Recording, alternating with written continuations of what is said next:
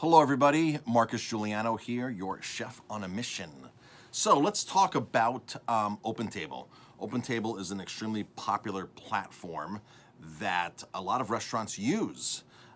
They use it to curate their reservations, bring in business. OpenTable does have a lot of benefits for many restaurants. I used OpenTable myself in my own restaurant for a little while, but what I found for my case was that most of the people that were using OpenTable for my restaurant were already guests of mine. And if you know anything about OpenTable, especially if you're a restaurant owner that uses it, they charge you per reservation. So after about a year of doing this, I said, gee, this really isn't worth it. I analyzed, pulled some numbers, and I said, this really isn't worth it for me to pay for reservations that my own guests that I already know and have established with previously to using OpenTable, why should I be paying extra money on their reservations? And when I mentioned to people, I said, just message me, call us, whatever. We actually pay a fee for OpenTable. Most guests have no idea. I find that most guests have no idea of all the fees that we incur as restaurant owners in our business. So of course, OpenTable is just one of those many. And so I decided to drop OpenTable. Now I've seen this, what I'm gonna share with you right now. I've seen this. My own business is going through this. I've seen other businesses as well. I've seen other restaurant owners that have signed on to OpenTable. OpenTable makes it easy for you now. Years ago, you used to have to get the software, the hardware. So they would set you up with a monitor and everything. Now you can basically just refer reservations to you, and it's pretty much seamless, and it doesn't cost as much as it used to. It's much more competitive, but they're still charging you per reservation. So I used it for about a year. I then canceled I thought I canceled my service with them. They stopped billing me.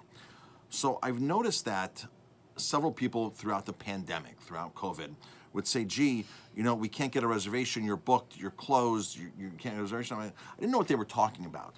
I finally realized, and we're very active on our Google Place page, our Google business listing. We're very active and we post on there a lot, just like we do on Facebook, we post away. So OpenTable has a way of going in and plugging in to Google, to your Google business listing. Now, you all have Google business listings. Hopefully you have claimed them and you work them and add events in, add videos in, add pictures in, make sure your menu, all this is up to date. So Google, OpenTable plugs into it and it says make reservation. Well, when they hit a reservation, when they get you on your Google page, it takes them then to the OpenTable platform to let them do their thing. This is one way that OpenTable gets more reservations and, of course, makes their money. Well, if you don't officially cancel, not just say, hey, I don't want to do this anymore, I want to cancel it. I guess you have to sign some paperwork. You have to make sure that you're totally out of their system. They don't remove that plugin. So what happens is people Google you, up comes your business on the right-hand side of your Google Place page, business page. I don't know, is it even called Place page anymore? I know it's called Place page for years. And they hit make a reservation, and it pops into what would appear to be an OpenTable thing and says, there's no reservations available for this, and there are no reservations available.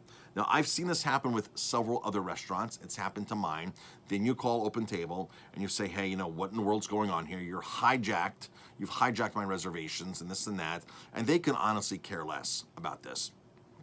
It takes 4 to 6 weeks for something to actually happen and for that plugin to be removed. Now, I've used some businesses where they use these plugins to Google, like Loku.com, and it's a disaster to try to get some of these removed off of your Yelp page, off of TripAdvisor, these plugins that they put in. It is this disaster to get them moved off. So if you used to use OpenTable and you do not use OpenTable anymore, do a Google search for yourself, your business. On the right-hand side, when your place page comes up, hit that reservation tab and make sure that reservation tab is not being still hijacked from OpenTable. Or this can, I guess, happen with any kind of company that would do something like this. And is it on purpose? I'm not sure if it's on purpose, but it's something that actually happens, and it happens. And it's unfortunate when it happens. So go check your Google page, your listing.